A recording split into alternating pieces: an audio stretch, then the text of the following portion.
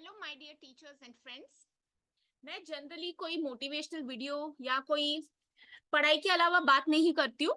But एक ऐसा message जो मुझे अभी आया था, जिस पर मुझे लगा कि जब हम थोड़े से डीमोटिवेट हो जाते हैं तो कोई अगर हमारा साथ दे तो बहुत आगे हम बढ़ सकते हैं। तो जैसे कि मैं पहले तो एक स्क्रीनशॉट शेयर कर रही हूँ, और मैं सॉरी हूँ इस कैंडिडेट से कि मैंने उनका स्क्रीनशॉट या शेयर किया है, बट मैंने उनका नाम और डिटेल्स हाइड कर दी है। और मैं ये बोलना चाहती हूँ कि जैसे मुझे नेट सेट पढ़ाते हुए अभी काफी साल हो गए, और मैं यही नहीं है कि सिर्फ पोस्ट ग्रेजुएट्स जो अभी तुरंत हुए उनको पढ़ा रही हूँ, या फिर मैं सिर्फ 30 वालों को पढ़ा रही हूँ। कभी कभी ऐसा भी होता है कि मेरे साथ ऐसे कैंडिडेट्स भी मेरे साथ रहते हैं जिनकी एज 50+ भी रहती है। ठीक है, तो सबसे पहले हमें ये जान लेना जरूरी है कि जब हम कोई भी ऑल इंडिया कॉम्पिटिटिव एग्जाम के लिए बैठ रहे हैं, तो इसके लिए एक मन से जो डर होता है या शर्म होती है कि कोई क्या बोलेगा, सबसे पहले तो ये हमें अपने मन से निकाल देना चाहिए। ठीक है, अगर हम मन से ही हार के प्रिपरेशन स्टार्ट करेंगे तो मुझे लगता है तो हम वहां पर जीत ही नहीं पाएंगे। तो कोई भी एक अच्छा टीचर, कोई भी एक अच्छी बुक आपको हेल्प नहीं कर पाएगा, क्योंकि आपने मन से ही अपने आप को तोड़ दिया है। और जब हम कोई एग्जाम के लिए पढ़ ही रहे हैं और हमें पता है कि ये ऑल इंडिया एग्जाम है, इसके बेसिस पर मेरा फ्यूचर बनने वाला है, इसके बेसिस पर मेरा करियर बनने वाला है, तो उसके लिए दिल छोटा करके क्यों पढ़े। ऐसा भी होता है कि हमारे फ्रेंड्स, हमारे कलीग्स जो हमारे साथ रहते हैं, या हमारे स्टूडेंट्स, उनको हमने ही बताया होता है कि नेट सेट एग्जामिनेशन आप क्वालिफाई कर लो तो आपको कुछ फ्यूचर में टीचिंग में स्कोप है। और हम तो रह जाते क्वालिफाई होना, बट उनका क्वालिफाई हो जाता है। तो ये मन में एक जेलसी, एक डर सा, एक ऐसे रहता है कि हम में ही ऐसी क्या गलती हो गई कि सभी क्वालिफाई हो रहे हैं, हम नहीं हो पा रहे। और बहुत सारी बातें रहेगी, आप कॉलेज के प्रेशर से है, या आप स्टूडेंट हो तो आपको पता ही नहीं नेट सेट एग्जामिनेशन क्या है, या फिर पेपर 1 में 10 टॉपिक्स है, पेपर 2 में 10 टॉपिक्स है, 20 टॉपिक्स कैसे पढ़ ले। या फिर जैसे मैं कहती हूँ कि नेट सेट 1 साल की पढ़ाई थोड़ी ना, वो तो हम 7 साल से पढ़ के आ रहे हैं। अगर हम पेपर 2 की बात करें तो हमारे स्पेशलाइजेशन की, तो जैसे कॉमर्स का रहता है, उसमें तो हमें काफी चीजें 11th स्टैंडर्ड में ही पढ़ी होती है, कुछ चीजें हमने एचएससी के लेवल पर पढ़ी होती है, कुछ हम पढ़ते हैं अंडर ग्रेजुएट लेवल पर, और कुछ पढ़ते हैं पोस्ट ग्रेजुएट पर। तो कहीं ना कहीं हम 7 साल का सिलेबस पढ़ रहे हैं। और हम जब कॉलेज में पढ़ रहे थे तो हमें ये नहीं पता था कि हमें आगे जाके एक नेट सेट एग्जामिनेशन देना पड़ेगा। तो हो सकता है आपने कभी उस टाइम सीरियसली नहीं लिया था पढ़ाई को, और सिर्फ जस्ट पास होने के लिए आप कर रहे थे। बट जब आपके पास अच्छे मार्क्स आ गए तो एलिजिबल हो गए आप एटलीस्ट ये एग्जामिनेशन देने के लिए। या फिर मैं ऐसे कहूँ कि हमने कुछ पोर्शंस ऐसे छोड़ दिए थे कि हमें लगा ही नहीं था कि फ्यूचर में इसके बेसिस पर हमें कुछ पढ़ना पड़ेगा। तो ऐसी बहुत सारी चीजें रहेगी। आप एक हाउसवाइफ है, आप एक ऐसे हस्बैंड है जिनको घर भी संभालना पड़ रहा है, जिनको बाहर भी संभालना पड़ रहा है, या आप एक स्टूडेंट है जिसके पेरेंट्स अनवेल है, या आप एक ऐसे स्टूडेंट है जो हॉस्टल में रह रहे हैं और आपके पास पढ़ाई का टाइम नहीं है, आप साथ में जॉब भी कर रहे हैं। तो ऐसे बहुत सारी चीजें रहेगी, बहुत सारे ऑब्स्टेकल्स रहेंगे आपकी लाइफ में।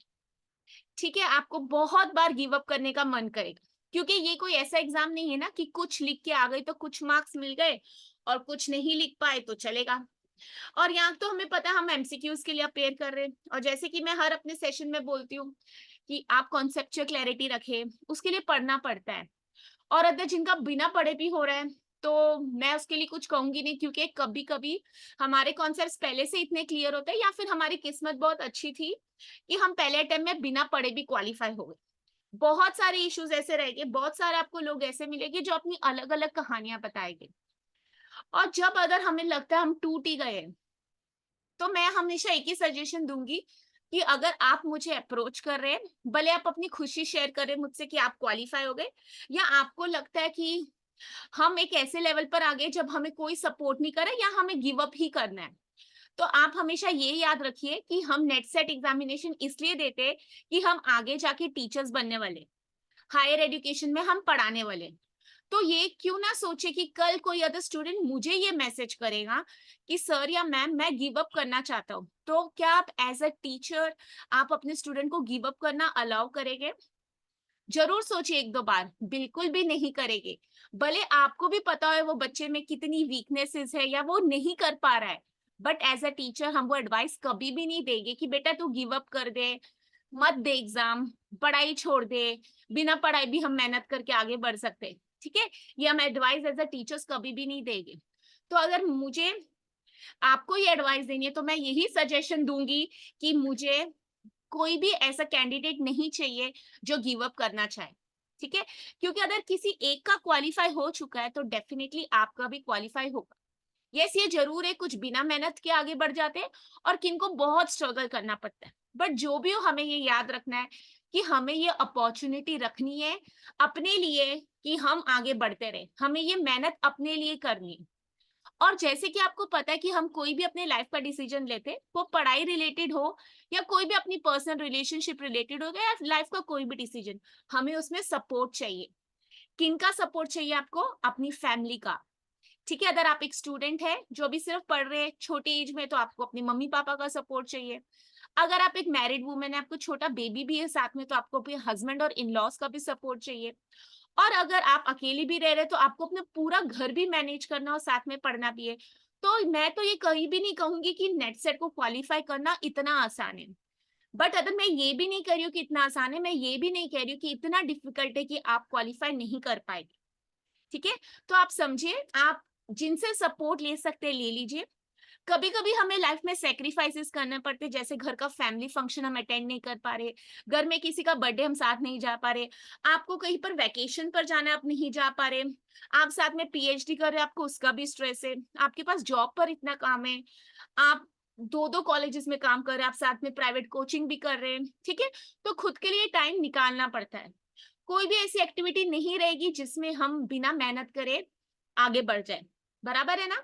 तो क्यों हम डिसअपॉइंट हो, क्यों हमें ये लगे कि हम फेल हो रहे हैं तो हम अगली बार एग्जाम में नहीं बैठे, क्यों हम इस नौबत तक ही पहुंचे। मैं हमेशा ये रिक्वेस्ट करूंगी कि जब भी आपको डिमोटिवेटेड फील हो, थोड़ा सा पॉज लीजिए, ब्रेक लीजिए, बट आप मेहनत करना छोड़िए मत, ठीक है। हो सकता है आपका 4th attempt, 6th attempt, 10th attempt, या हो सकता है उसके आगे भी हो, बट अगर आपने स्टार्टिंग डेज में अच्छी गाइडेंस, अपने कॉन्सेप्ट्स को क्लियर किया है, 1 साल या 6 महीने या 2 महीने जम के मेहनत की है, तो क्यों नहीं आपका क्वालिफाई होगा नेट सेट। अगर आप हर बार यही सोचते रहेंगे कि हमें घर पर भी जवाब देना है, यहाँ पर भी प्रेशर है, काम पर भी प्रेशर है और नहीं मैनेज होगा। अब कुछ को लगता होगा कि जिनकी मैरिज नहीं हुई उनके लिए बहुत आसान है नेट सेट क्वालिफाई करना, कुछ को लगेगा अब छोटी एज वाले वो पढ़ते रहते हैं तो उनको तो आदत है पढ़ने की, उनके लिए आसान है क्वालिफाई होना। बट हम ये क्यों नहीं एक्सेप्ट करते कि अब हम जो सिचुएशन में प्रिपरेशन कर रहे हैं हम उसी सिचुएशन में रह सकते हैं। अगर आप शादीशुदा थोड़ी ना अब अपनी शादी छोड़ देंगे नेट सेट के लिए, ठीक है। ये हंसने की कोई बात नहीं है, बट मैं हमेशा ये बोलना चाहती हूँ कि आप जो सिचुएशन में है उसको एक्सेप्ट कीजिए और उसी सिचुएशन में रह के मेहनत कीजिए। उस मेहनत करिए जो अवेलेबल रिसोर्सेज है आपके पास, आपको दिन में अगर 1 घंटा भी मिलता है तो आप उसी में मेहनत कीजिए, ठीक है। आप ये मत कंपेयर कीजिए कि वो लोग तो 6-6 घंटे पढ़ते हैं या फिर उनके पास तो टाइम है, उनके पास रिसोर्सेज है, उनके पास पैसा है, उनके पास ये, ऐसे सब नहीं सोचना है।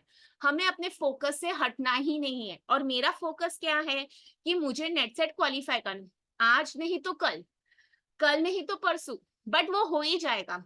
और जब आप नेट एग्जामिनेशन के लिए बैठते हैं आपको कुछ चीजों का जरूर ध्यान रखना चाहिए, कंसिस्टेंसी, ठीक है। एक बार नहीं हुआ तो दूसरी बार के लिए मेहनत की। ऐसा नहीं होता ना एक बार करके छोड़ दिया फिर 10 साल बाद याद आता है कि काश हमने नेट सेट कर लिया होता। तो जरूर देखिए, कोशिश कीजिए, कंसिस्टेंसी मेंटेन करिए। आप अभी भी वैकेशन पर है और अगर आप मेरे से अभी सुन रहे मुझे या मेरे से बात कर रहे हैं तो आप ये देखिए, अगर आपको वहां भी पॉसिबल है आधा घंटा 1 घंटा पढ़ने के लिए तो जरूर पढ़िए, ठीक है। आप जो भी चॉइस करते हो उसको रिग्रेट मत कीजिए। अगर आपको लगता है आपको फैमिली के साथ वेकेशन जाना है, बहुत इंपॉर्टेंट, तो वहां जाइए, फिर वहां जाके नेट सेट के बारे मत सोचिए, वो टाइम आके आप कंपनसेट कीजिए। आपको लगता है अभी आपकी जॉब प्रायोरिटी है तो उसको टाइम दीजिए, ठीक है। क्योंकि अगर हम अपने आप को ऐसे टुकड़ों में बांटेंगे, जब पढ़ाई करने बैठ रहे तो ऑफिस की टेंशन है, जब हम ऑफिस में जा रहे हैं तो नेट सेट की टेंशन है, जब हम घर पर खाना बना रहे हैं तो हमें नेट सेट की टेंशन है, ठीक है। ऐसे सब नहीं करिए।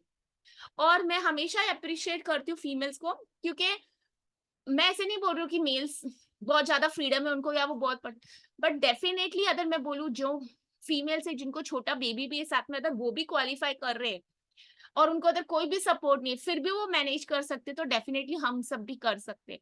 कितने स्टूडेंट्स हैं जो इनके पेरेंट्स की तकलीफ होती है, फाइनेंशियल सपोर्ट नहीं होता है, वो भी क्वालिफाई कर रहे हैं। ठीक है, कुछ ऐसे भी लोग आपको मिलेंगे जो फिजिकली हैंडीकैप रहेंगे या उनको कोई प्रॉब्लम रहेगी बट वो भी मेहनत कर रहे हैं। ठीक है, तो ये सबको आप अपनी इंस्पिरेशन देखिए। मैं किसी के लिए ये नहीं बोल रही कि उनकी कोई नेगेटिव चीज है या उनको भगवान ने तकलीफ दी है, बट हमें ये याद रखना है कि अगर कोई एक कर सकता है तो मैं क्यों नहीं कर सकती, मैं क्यों नहीं पढ़ सकती या मैं क्यों नहीं पढ़ सकता। और मुझे एक फोकस पर अचीवमेंट करनी है और मुझे पता है ये करना ही है। और अगर आप टीचिंग में रह के इस एग्जाम से डर जाएंगे तो आप टीचिंग में करियर कैसे बनाएंगे। बहुत लकी हो गए वो लोग जिनका तुरंत नेट सेट क्वालिफाई हो जाता है या जिन्होंने स्ट्रगल नहीं की, बट इसका मतलब ये नहीं ना आप उनसे हमेशा अपने आप को कंपेयर करते रहे। ठीक है, तो ये हमेशा याद रखिए कि मेरी जर्नी आपकी जर्नी सेम नहीं रहेगी, मेरी स्ट्रगल्स आपकी स्ट्रगल सेम नहीं रहेगी, मेरी खुशी आपकी खुशी सेम नहीं होगी। तो हमें अपनी प्रायोरिटीज डिसाइड करनी है। अगर किसी और की मोटिवेशन की जरूरत है आपको तो जरूर लीजिए, बट जब तक आप सेल्फ मोटिवेटेड नहीं होगे, मैं आपको गाइडेंस दे सकती हूँ, मैं आपको पढ़ा सकती हूँ, मैं आपसे कंटेंट शेयर कर सकती हूँ, मैं आपको स्टडी मटेरियल बता सकती हूँ, बट पढ़ना आप ही ने है। ठीक है, तो थोड़ी मेहनत आप ही को करनी है। Give up is never the solution. आप कोई भी एग्जाम दे, भले आप बीकॉम दे रहे हैं, एमकॉम दे रहे हैं, आप नेट सेट दे रहे हैं, आप बैंकिंग दे रहे हैं, आप आईएएस के लिए, आपको खुद मोटिवेशन और अपने आप को रोज वो फ्यूल देना है कि मुझे आज ये करना ही है और मुझे क्वालिफाई होके ही आना है। और नेट सेट ऐसे टफेस्ट एग्जाम इन इंडिया भी नहीं है जो हमसे नहीं होगा। ठीक है, तो अगर थोड़ी सी कमी हम में रह जाती है तो उसके लिए अपने आप को फ्रस्ट्रेट मत कीजिए, अपने घर वालों से सपोर्ट मांगिए। ये मत सोचिए वो क्या कहेंगे, उनको भी अपना सपना बताइए, उनको भी बोलिए। अगर आपके घर में कोई आपको सपोर्ट नहीं करता है, मैं तो बोलूंगी आप उनसे मेरी जरूर बात कराइए। मैं उनको जरूर बोलूंगी कि अगर आपके घर में बहू है और वो नेट सेट के लिए प्रिपेयर कर रही है तो वो आपके फ्यूचर को भी थोड़ा सा अच्छा कर देगी, आपको भी अच्छा लगेगा कि हमारी बहू को असिस्टेंट प्रोफेसर की जॉब मिल गई है, या आपके घर में आपका बेटा वो साथ में जॉब भी कर रहा है और आपका घर भी संभाल रहा है और साथ में प्रिपेयर, तो आप उसकी भी थोड़ी सी हेल्प कर दीजिए। ठीक है, जो भी अदर पॉसिबिलिटी है, फैमिली से सपोर्ट, फ्रेंड से सपोर्ट, टीचर से फ्रेंड, कलीग से सपोर्ट, जहां भी आपको सपोर्ट मिला जरूर मांगिए। ठीक है, कभी कभी हम खुद से इतने नेगेटिव हो जाते हैं कि हमें लगता है सब तो एंजॉय कर रहे हैं, सब हम ही बैठ के पढ़ रहे हैं, तो ये सब मत कीजिए। बस कोशिश कीजिए कि हमारी मेहनत में कमी ना रह जाए। ठीक है, जहां पर भी हमारी कमियां हमें खुद को पता है उसको कोशिश कीजिए कम करने की। आपको पता है आपको कहाँ स्कोरिंग नहीं हो रही है, क्यों नहीं हो रही है, हम टाइम नहीं दे पा रहे या कोई भी XYZ रीजन है, तो आप वो जरूर देखिए और अपने पर मेहनत करना स्टार्ट कीजिए। अगर आज भी आप फर्स्ट डे से पढ़ना स्टार्ट कर रहे हैं तो अभी से स्टार्ट कीजिए। ठीक है, कल के लिए मत रुकिए। और मैं हमेशा यही कहूंगी, डीमोटिवेट होके, डीमोरलाइज होके कुछ भी नहीं होगा। आपको अपनी जर्नी खुद बनानी है। ठीक है, आपको अपना करियर खुद बनाना है। क्यों दूसरों के लिए वेट करे कि वो आके आपको मोटिवेट करे, पुश करे। क्यों ना खुद ही मुझे पता हो कि सुबह उठ के मुझे 2 घंटे नेट सेट की एग्जामिनेशन प्रिपरेशन करनी ही है। क्यों मैं ये सोचूं कि अभी मुझे वैकेशन आई है तो मैं बाहर घूमने नहीं जा सकती। अगर आज आप थोड़ा सा सेक्रीफाइस अपने करियर के लिए करिए तो डेफिनेटली कल आपको रिटर्न्स आने वाले। और जब आपने ठान ही लिया कि टीचिंग में रहना है तो एग्जाम तो क्वालिफाई करना ही है। जब हमने बीकॉम एमकॉम नहीं गिव अप किया और हमें भगवान ने इस स्टेज पर पहुंचाया कि हम एक कॉम्पिटिटिव एग्जाम के लिए एलिजिबल है, तो I think we should celebrate. ठीक है, और हमें लगना चाहिए कि हम एक बहुत अच्छा काम करें। इनफैक्ट आप सबको पता है कि टीचर्स नेशन बिल्डर्स होते हैं। अगर कोई बात नहीं, हमें कोई दिक्कतें आ रही हैं इन सब में, बट हमें डेफिनेटली आगे बढ़ना है।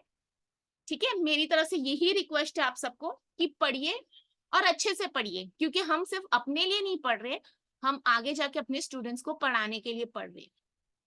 और बिल्कुल भी डीमोरलाइज नहीं होइए, डीमोटिवेट नहीं होइए, क्योंकि हमें ये एग्जाम क्वालिफाई करना ही है।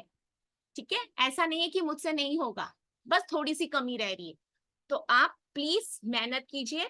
और अगर कभी भी ऐसे आपको लगता है कि मैं आपकी कुछ हेल्प कर सकती हूँ, जरूर मुझे अप्रोच कीजिए। और मैं बहुत सारे मुंबई के कॉलेजेस के साथ गाइडेंस लेक्चर्स डिलीवर करती हूँ। तो अगर आप मेरे सेशन देख चुके हैं या आप अभी भी मेरे साथ बने हुए हैं तो मुझे कभी भी आप अपने कॉलेज में इनवाइट कर से और मैं आपके यहाँ लेक्चर डिलीवर जरूर करूंगी।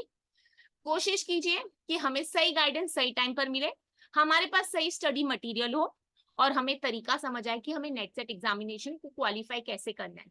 4 ऑप्शन सामने दिए, हमें अपना नजरिया और अप्रोच बदलने की जरूरी है, ठीक है।